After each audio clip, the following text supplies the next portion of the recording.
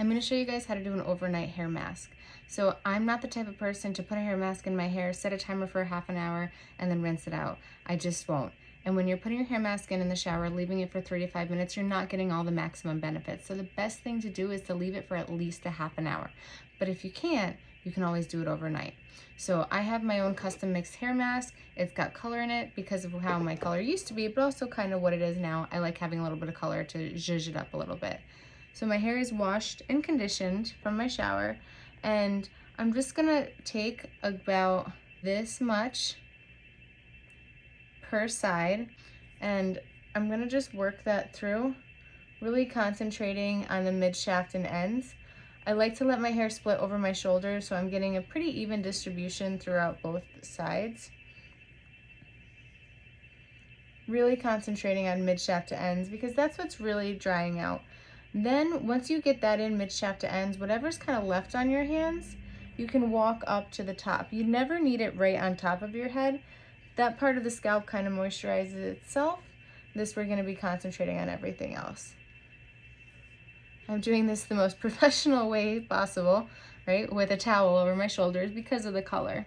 So then I'm going to go ahead and do the other side. I wanted to come on here and show you because I have custom made hair masks in the salon available, and I give everyone a little bit of a lesson every time they take one home. But these are kind of like those basic things that I feel like hairdressers forget that we know how to do, and then we just assume that everyone else knows how to do it. But if no one shows you how to do it, how the hell are you supposed to know how to do it?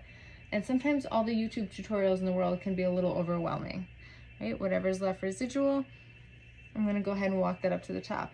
I'm not terribly worried about the staining on my hands. It's pretty minimal, the pigment that's in here, and I'm just gonna go to bed anyway. So within a hand wash or two, it's gonna be gone. So if you do use the colored hair mask, unless it's super duper pigmented, you can go ahead and use gloves if it makes you feel better. I'm not worried about it, but then again, I'm used to having stain on my hands. So from here, I'm just gonna go ahead and put this in a messy bun on top of my head. And then I'm gonna go ahead and jump in the shower in the morning and rinse it out. Because my hair is already clean, I'm less concerned about shampooing it again in the morning. So we're gonna go ahead and put that in. You can kind of secure it with a hair tie or a hair clip, whatever works for you. And then if it makes you feel better, you can put a towel down on your pillow when you sleep. Again, I'm less concerned with that. What's gonna happen is this is gonna dry and kind of encapsulate itself.